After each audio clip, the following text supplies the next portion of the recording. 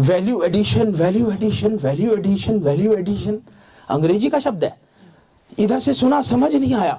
इन्होंने भी कहा वैल्यू एडिशन, सर ने भी कहा वैल्यू एडिशन, इन्होंने भी कहा वैल्यू एडिशन, और फिर कह दिया मूल्य संवर्धन, ये भी समझ नहीं आया। मैं समझाता हूं आपको क्या होता है। भैंस बेचनी है, भैंस बेचनी है, सेल करनी है, मार्केट करनी है भैंस। डहर कहते हैं ना हमें, डहर क्या बोलते हो आप लोग डहर को? तालाब। तालाब में से, कीचड़ में से निकल के भैंस आई है, ठीक है, और उसे ही बांध के अब मार्केट में जाके खड़ा कर दो, जो भैंस का मार्केट है, ठीक है। कीचड़ से नहीं हुई भैंस 80,000 में बिकेगी, बिकेगी तो फिर भी, लेकिन जो बेचने वाला है वो दिमाग लगाता है, उसे एक दिन पहले खूंटे से बांध कर नहलाता है, चकाचक 100 ग्राम सरसों का तेल लगाता है उसके ऊपर, चिकाचक, उसके बाल साफ करवाता है, उसके सींगों को बढ़िया करता है तेल लगा के, उस पे लाल पीला सा एक धागा लगाता है और उसे मार्केट में खड़ा करता है। वो 1,20,000 की बिकती है। इसको कहते हैं वैल्यू एडिशन। भैंस वही की वही, सब कुछ वही की वही, ठीक है, इसको कहते हैं। और आप कर सकते हो उसको।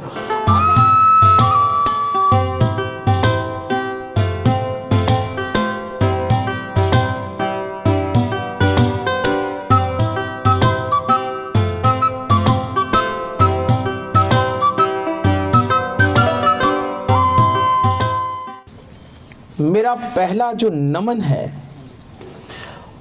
वो ज्ञान को है,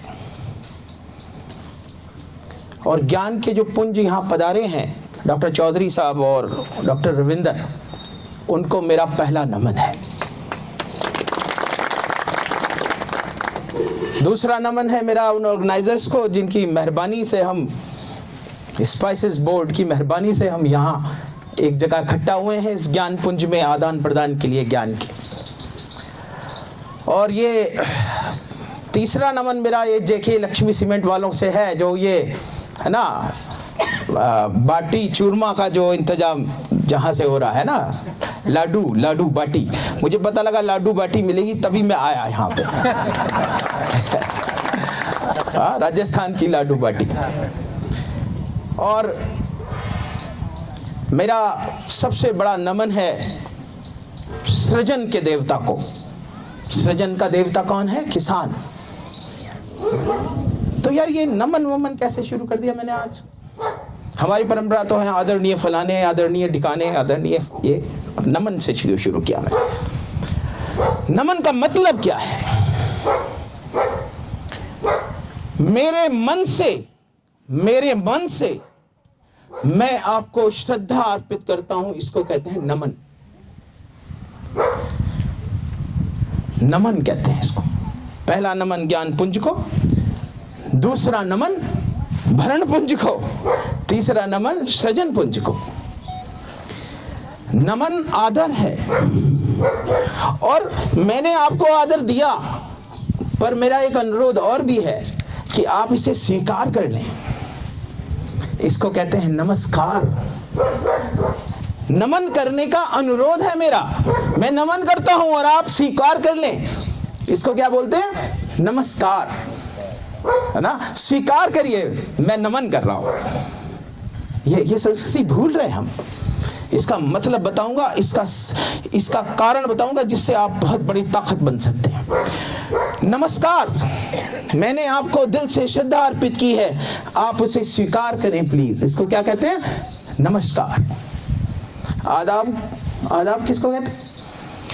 मन से, अदब से मैं आपको श्रद्धा अर्पित कर रहा हूं। और आदाब अर्ज किसे कहते हैं? मेरा अनुरोध है कि आप इसे स्वीकार कर लें। आदाब अर्ज, नमस्कार और आदाब अर्ज में कोई अंतर नहीं है, लेकिन सारे धर्म, सारी जातियां एक ही तरह की हैं, एक ही बात कहती हैं।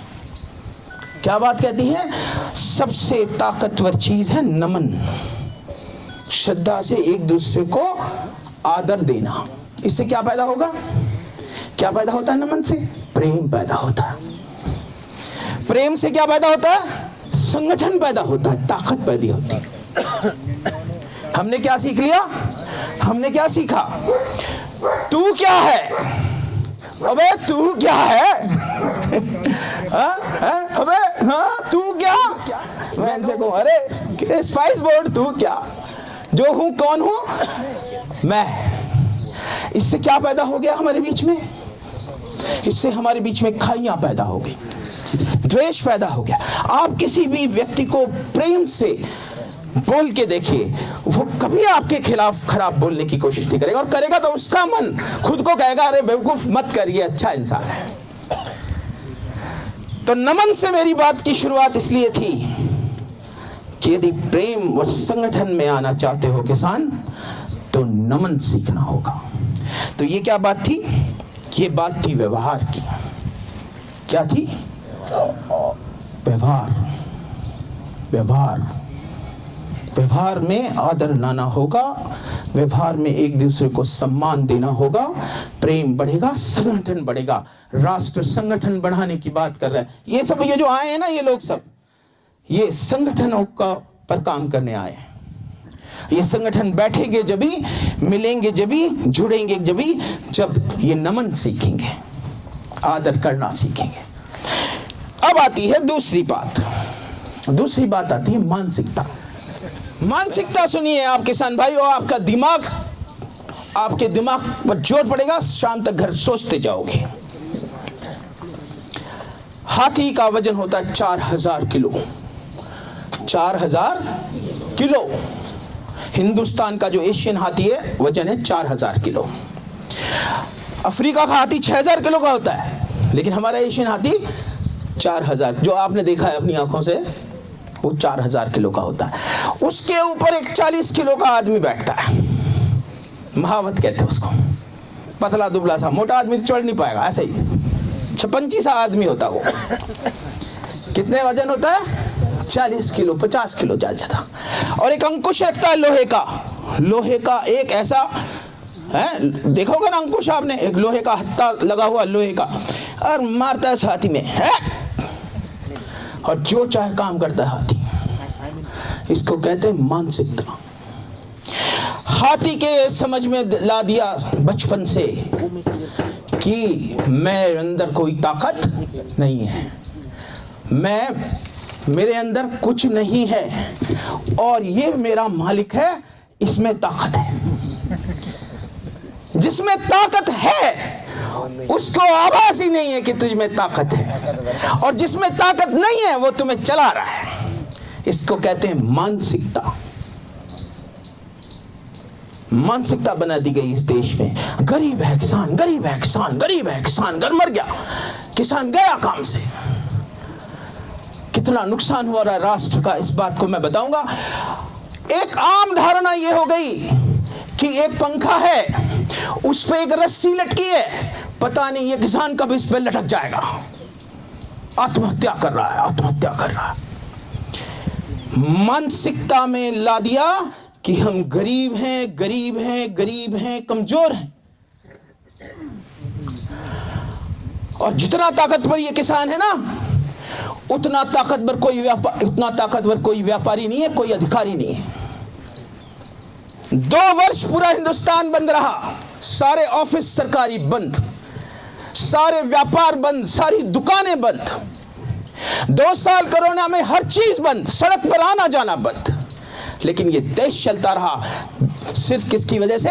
किसानों की वजह से। जब तालियां तो उठाओ। सिर्फ बात बना के नहीं जाऊंगा कि ताकत आ गई है, लेकिन ताकत कैसे जोड़ी जा सकती है? तो सबसे पहली चीज उसमें है नमन, और दूसरी चीज है मानसिकता जोड़ो कि हमसे ज्यादा ताकत किसी में नहीं है। हम हाथी हैं 4000 किलो के, और कोई 40 किलो का हम में अंकुश लगा रहा है। क्योंकि संगठन और ताकत तभी बनेगी जब नमन होगा। व्यवहार में आइए, उसके बाद मानसिकता बदलिए। कैसे बनाते हैं, कैसे बनते हैं ये सेठ बड़े बड़े? कहाँ से आए थे ये? कौन थे ये? कहाँ से बना अधिकारी? कहाँ से आया मिलिट्री का अफसर? कहाँ से आया मैं? कहाँ से आए सर, चौधरी सर? ये सब किसानों के बेटे भाई, सारे किसान थे। आज नहीं तो आज से 2 पुश्त पहले तो, नहीं तो 30 पुश्त पहले, हो सकता है सर की तो जमीनें भी हो अभी। हम सब किसानों के हैं, हमारा मूल किसान है और किसान बहुत ताकतवर है। किसान की उस मानसिकता का विरोध होना चाहिए कि किसान कमजोर है, गरीब है, नहीं है। लेकिन हमें तरीका नहीं आता, हमें कोई सिखा नहीं रहा, हमें कोई बता नहीं रहा। अब तीसरे बिंदु पर बात करता हूं, सुनो। युवा हैं जितने, वो हाथ खड़े करें, युवा सारे हाथ खड़े करें जो युवा हैं। मेरा पूरा मिशन युवाओं के लिए है। देखो, ये ध्यान करो 2 बातें। सिर्फ 10 से 15 साल में हिंदुस्तान में 2 परिवर्तन आए हैं, बहुत बड़े परिवर्तन। एक तो ये रोड्स बन गई, पहले नहीं थी, 15 से 20 साल पहले नहीं थी। गांव रोड बन गई। पहले तो गांव में कीचड़ हो जाती थी, उसमें निकलना भारी। अब हर एक जगह पक्का रोड हो गया। पक्का रोड होते ही क्या हुआ? जमीन की कीमत 10 गुना हो गई। जहां रोड नहीं था वहां 1.5 लाख रुपए बीघे जमीन थी, जैसे ही रोड निकला 15 लाख रुपए बीघे हो गई। किसानों जरा समझो, अब जिन पर पैसा है, मैं उन्हें बुरा नहीं कहता, व्यापारी हैं जो भी हैं, अच्छे लोग हैं, व्यापारी भी अच्छे लोग होते हैं। जिन पर भी पैसा है वो अपना इन्वेस्टमेंट कहां कर रहे हैं? जमीन में। क्योंकि सोना यदि ज्यादा खरीदेंगे तो छापा पड़ जाएगा, ठीक है, और यदि शेयर में लगाएंगे तो डूब सकते हैं। सबसे इंपॉर्टेंट इन्वेस्टमेंट अभी किसी के दिमाग में आया है पैसे वालों के, तो वो आया है जमीनें। और एक चीज बता दूं, वो संगठित होकर जमीन खरीद रहे हैं और हमारा किसान बेच रहा है। अब मुझसे पूछो, यदि किसान गरीब है, यदि किसानी बेकार है, यदि खेती में कुछ नहीं है, तो ये जमीनों के भाव करोड़ों में कैसे हैं? एक किसान मेरा करोड़पति है, किसी के पास इतना कलेजा भी नहीं है। चले जाना बड़े शहर में, चले जाना बड़े अफसर के यहाँ, उसके यहाँ डिब्बी में लेगी, डिब्बी कहते हैं कार को, और एक छोटा सा उसके घर में लेगा, घर में रहने की जगह नहीं देगा, वो खाना खिला के निकाल देगा आपको बाहर, ठीक है। तो कैसे संगठित हुआ जा सकता है? ये अपॉर्चुनिटी कैसे कैच की जाए? युवाओं सुनो, अब जरूरी नहीं है कि फैक्ट्री शहर में हो। क्यों जरूरी नहीं? रोड बन गई, ट्रक आ गए, सुर से जाएगा माल शहर के अंदर, है ना। पहले नहीं थी ये अपॉर्चुनिटी। पहले हमारे बच्चे पढ़े लिखे नहीं थे, तो वो कंप्यूटर चला के पता नहीं लगा सकते थे कहाँ क्या हो रहा है। अब इशाक इसलिए ताकतवर नहीं है कि इशाक इंटेलिजेंट है, इशाक इसलिए ताकतवर है कि अब उनका बेटा इंजीनियर है। कहाँ है बेटा? ये देखो आप, ये है ताकत इशाक की, ये है ताकत इशाक की। आपके बच्चों की भी ताकत आपकी एजुकेशन है बच्चों की। 2 चीजें अब नई आ गई। गांव में युवा पढ़ा लिखा है, पहले नहीं था। सड़कें बन गई, हमारे पास अपॉर्चुनिटी है, जमीन है जिस पर हम कोई भी फैक्ट्री लगा सकते हैं। अब एक तीसरी चीज और बताता हूं। आप कभी शहर जा रहे हो ना? जा रहे हो आप लोग शहर में दुकान अब बदल रही है। पहले वो पंसारी एक बोरियों में खोल के बोरी रखता था, इसमें ये है, और तोल के देता था, है मसूर की दाल, मूंग की दाल, अरहर की दाल, चने की दाल। अब बदल रहा है मार्केट।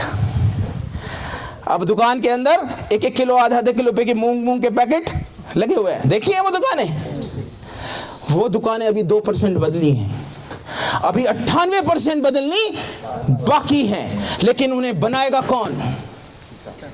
उन्हें किसान बना सकता है। अब किसान व्यापार की तरफ आना चाहिए, संगठित होकर आना चाहिए। उसका तरीका बताता हूं। मैं तो सीए साहब को भी लाया हूं इसीलिए। तरीका यह है कि अब रोड हो गई, अब बाजार बदल रहा है, और उस बाजार में वैल्यू एडिशन अंग्रेजी का शब्द है, इधर से सुना समझ नहीं आया। इन्होंने भी कहा वैल्यू एडिशन, सर ने भी कहा वैल्यू एडिशन, इन्होंने भी कहा वैल्यू एडिशन, और फिर कह दिया मूल्य संवर्धन। ये भी समझ नहीं आया। मैं समझाता हूं आपको क्या होता है। भैंस बेचनी है, सेल करनी है, मार्केट करनी है। भैंस डहर कहते हैं ना हमें, डहर क्या बोलते हो आप लोग डहर को? तालाब में से, कीचड़ में से निकल के भैंस आई है। ठीक है, और उसे ही बांध के अब मार्केट में जाके खड़ा कर दो, जब भैंस का मार्केट है, ठीक है, कीचड़ सनी हुई भैंस 80,000 में बिकेगी तो फिर भी, लेकिन जो बेचने वाला है वो दिमाग लगाता है, उसे एक दिन पहले खूंटे से बांध कर नहलाता है, चकाचक 100 ग्राम सरसों का तेल लगाता है उसके ऊपर, चिकाचक, उसके बाल साफ करवाता है, उसके सींगों को बढ़िया करता है तेल लगा के, उस पे लाल पीला सा एक धागा लगाता है और उसे मार्केट में खड़ा करता है, वो 1,20,000 की बिकती है। इसको कहते हैं वैल्यू एडिशन। भैंस वही की वही, सब कुछ वही की वही, ठीक है, इसको कहते हैं। और आप कर सकते हो उसको, आसान है। ईशा को मैंने इन बच्चों को यही समझाया, वैल्यू एडिशन का मतलब फैक्ट्री लगाना मत समझो बहुत बड़ी। सौंफ ली, सौंफ का कचरा, तो सौंफ में बीमार वाली सौंफ अलग की, जो बीमारी से रिलेटेड है, थोड़ी अलग की, फिर बाकी सौंफ निकाली, उसका कचरा साफ किया, उसका मोटा दाना छन्ने से अलग छाना, उससे छोटा अलग छाना, उससे छोटा अलग छाना, अपना ब्रांड बनाया, है ना, क्या नाम है आपका? अब्बास अली ब्रांड, ठीक है, और रजिस्टर्ड कराई अपनी कंपनी और पैकिंग की, और अब वो दुकानें खत्म जो तोल के बेचती थी, अब वो दुकानें शुरू हो गई जो पैकेट बेचती हैं। इसको कहते हैं वैल्यू संवर्धन। पैसा कहाँ से लाओगे? मैं बताता हूँ आपको समझाता हूँ। बनिए जो अग्रवाल और जैन कैसे काम करते हैं, सुनो, आप ध्यान से सुनो, कितना आसान है। शाम को खाना खाएंगे भाई, 4-5 लोग आ जाओ, 10 लोग आ जाओ।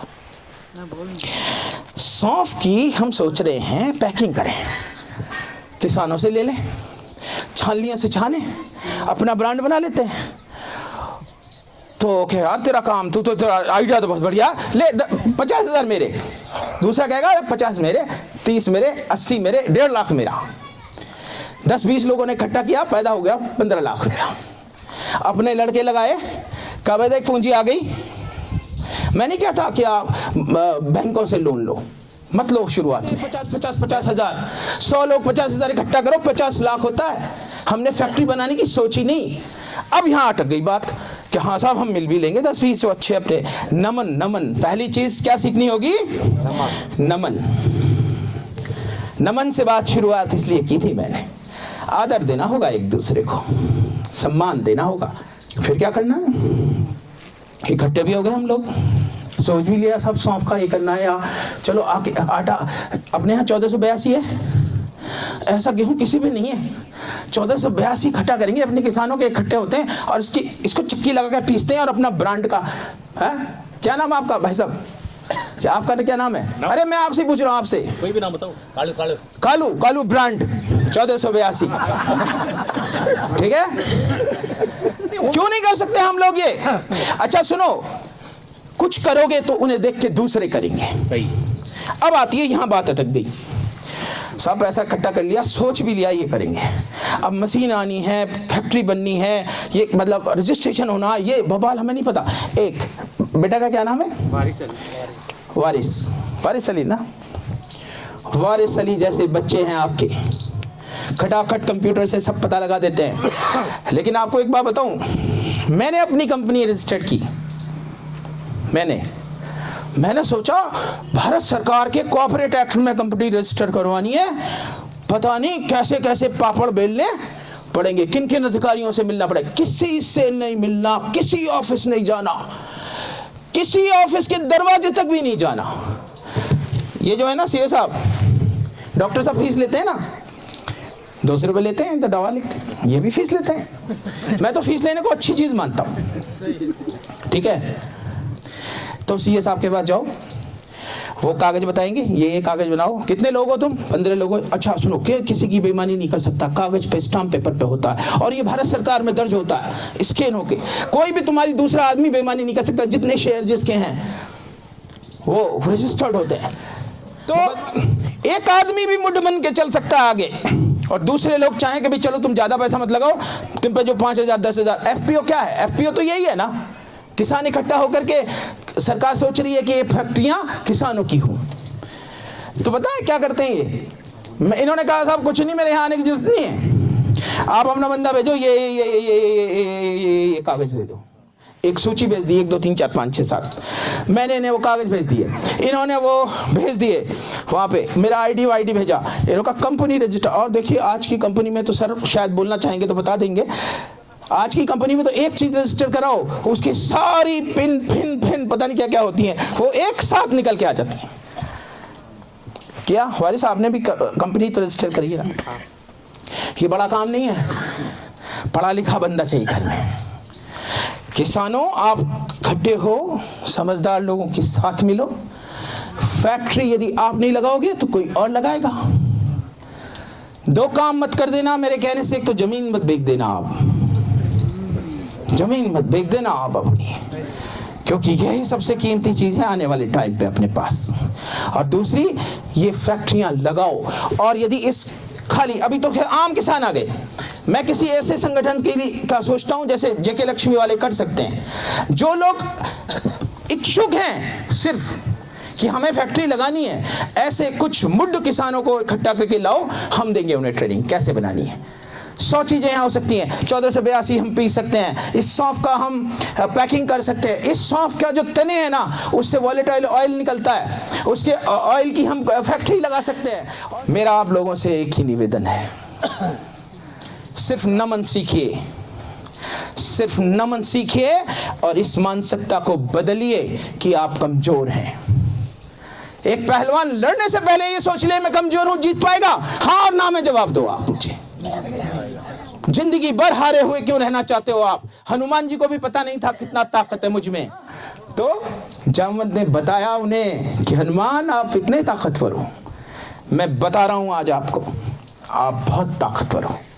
कोई 40-50 हज़ार लाख रुपए वाले बहुत सारे लोग हैं।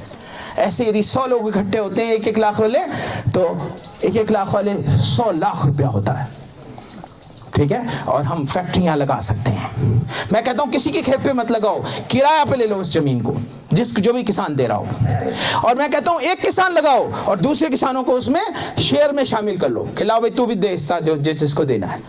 लेकिन युवाओं की एक कार्यक्रम होनी चाहिए। बुजुर्ग आजकल सोचते हैं कि यार रिस्क क्यों लिया जाए, युवाओं का एक अब नौकरी पढ़ते इसलिए कि नौकरी। मैं बड़ा ताज्जुब में हूं कि लोग पढ़ाई इसलिए करते हैं कि नौकरी मिल जाए। पढ़ाई इसलिए करनी चाहिए कि समझ आ जाए, विजडम आ जाए। मैं किसी की नौकरी ना करूं। मुझे बाद में समझ में आई, मेरे बाद में समझ में आई कि यार ये नौकरी क्यों। नौकरी देखिए, उत्तम खेती, और मैंने नहीं कहा, शास्त्रों की बात है, बहुत हजारों साल पहले कह दी गई, कभी सोच रहे हो मैंने बनाई है। उत्तम खेती, मध्यम बाण, जिसमें सबसे उत्तम है खेती, उसके बाद मध्यम व्यापार और निकृष्ट चाकरी, है ना, कुकर इंतजान। और वो गलत नहीं है, दुम हिलानी पड़ती है, दुम ऐसे, है ना। तो हमें हमारी मानसिकता बदलनी है किसानों की। बच्चा इसलिए पढ़े कि किसी की नौकरी ना करे, बच्चा इसलिए एजुकेशन दो ताकि वो किसी की नौकरी ना करनी पड़े।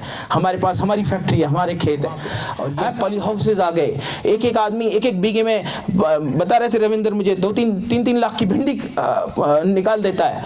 ये खेती आ गई। अब खेती को सीखना होगा, हर चीज में युवाओं को जोड़ना होगा। युवा तो कहता था मैं तो जा रहा हूँ, आप कर लो खेती, वहां जाके एक सेठ के यहाँ वो 9,000 की नौकरी कर रहा है। ये कर रहे हो। Thank you very much. Okay, जय हिंद, जय भारत।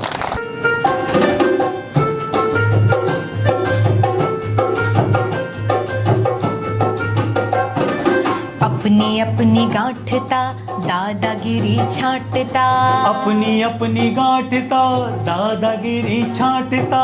दुनिया तुझ में क्यों ढले, तेरी मर्जी क्यों चले, दुनिया तुझ में क्यों ढले, तेरी मर्जी क्यों चले।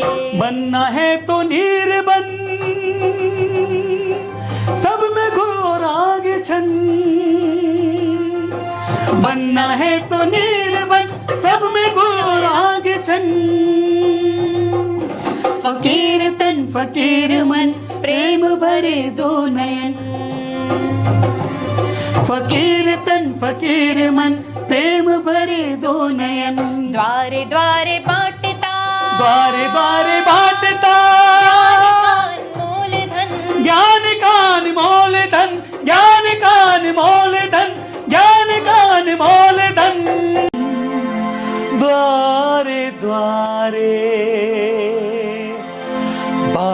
सत्यता ज्ञान का अनमोल